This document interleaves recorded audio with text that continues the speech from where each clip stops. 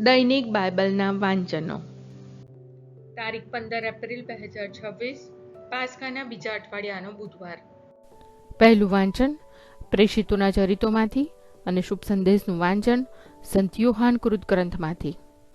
પહેલું વાંચન પ્રેષિતોના ચરિતોમાંથી અધ્યાય 5 કડી 17-26.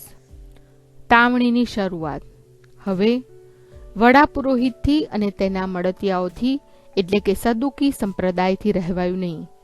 તેઓ ઈર્ષ્યાથી સળગી ઉઠ્યા અને પ્રેષિતોને પકડાવીને તેમણે તેમને જાહેર કેદખાનામાં પુરાવી દીધા. પણ પ્રભુના એક દૂતે રાત્રે કેદખાનાના દરવાજા ખોલી નાખી તેમને બહાર આવીને કહ્યું, જાઓ અને મંદિરમાં ઊભા રહીને લોકોને આ નવા જીવનની બધી વાતો સંભળાવો.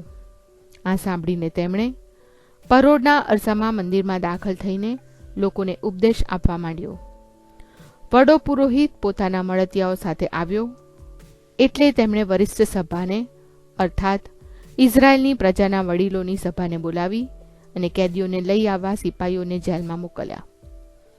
સિપાઈઓએ આવીને જોયું તો કેદીઓ જેલમાં ન હોતા એટલે તેમણે પાછા આવીને ખબર આપી કે અમે જોયું તો જેલ તો સહી સલામત રીતે વાસેલી હતી અને દરવાજે ચોકીદારો ઊભેલા હતા, પણ ઉઘાડીને જોયું તો અંદર કોઈ નહોતું. આ સાંભળીને મંદિરના રક્ષક દળનો વડો અને મુખ્ય પુરોહિતો વિમાસણમાં પડી ગયા કે આ શું થયું હશે. ત્યારે કોઈ માણસે આવીને ખબર આપી કે જુઓ તો ખરા, તમે જે લોકોને જેલમાં પૂર્યા હતા તેઓ તો ત્યાં મંદિરમાં ઊભા ઊભા ઉપદેશ આપે છે. આ ઉપરથી રક્ષક દળનો વડો સિપાઈઓને લઈને ઉપડી ગયો અને તેમને લઈ આવ્યો, પણ તેમના ઉપર જબરજસ્તી કરી નહીં, કારણ તેમને ડર હતો કે લોકો તેમને પથ્થરે પથ્થરે મારશે. આ પ્રભુની વાણી છે, તે આપણો આધાર છે. શુભ સંદેશનું વાંચન સંત યોહાન કૃત ગ્રંથમાંથી અધ્યાય 3 કડી 16-21. ઈશ્વરને જગત ઉપર એટલો તો પ્રેમ હતો કે તેણે પોતાનો એકનો એક પુત્ર આપી દીધો, જેથી જે કોઈ એનામાં શ્રદ્ધા રાખે તે નાશ ન પામે પણ શાશ્વત જીવન પ્રાપ્ત કરે.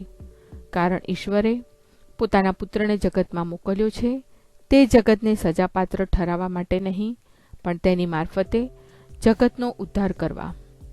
જે કોઈ એનામાં શ્રદ્ધા રાખે છે તે સજાપાત્ર નથી રહેતો, પણ જે કોઈ શ્રદ્ધા રાખતો નથી તે તો સજાપાત્ર ઠરી ચૂક્યો છે, કારણ તેણે ઈશ્વરના એકના એક પુત્ર ઉપર શ્રદ્ધા રાખી નથી. સજાપાત્ર થવાનું કારણ એ છે કે પ્રકાશ જગતમાં આવ્યો, પણ લોકોએ પ્રકાશને બદલે અંધકારને પસંદ કર્યો, કારણ તેમના કૃત્યો દુષ્ટ હતા. જે કોઈ દુષ્ટ કાર્યો કરે છે તે પ્રકાશને ધિક્કારે છે અને પ્રકાશ પાસે આવતો નથી. રખેને તેના કૃત્યો ઉઘાડા પડી જાય, પણ જે સત્ય આચરે છે તે પ્રકાશ પાસે આવે છે, જેથી સ્પષ્ટ થાય છે કે એના કૃત્યો ઈશ્વરની સાક્ષીએ કરેલા છે. આ પ્રભુની વાણી છે, તે આપણો આધાર છે. પ્રાર્થના. ઓ મારા પ્રભુ ઈસુ, હું મારા પાપો માટે પસ્તાવો કરું છું. મારા પાપો માફ કરો, મારા હૃદયમાં આવો. હું તમને મારા પ્રભુ અને તારણહાર બનાવીશ. આમેન. પ્રભુ તમને સુખી રાખો અને તમારી સંભાળ રાખો. પ્રભુની તમારા ઉપર કૃપા દ્રષ્ટિ અને મહેરબાની હો. પ્રભુની તમારા ઉપર પ્રસન્નતા હો અને તે તમને શાંતિ બક્ષો.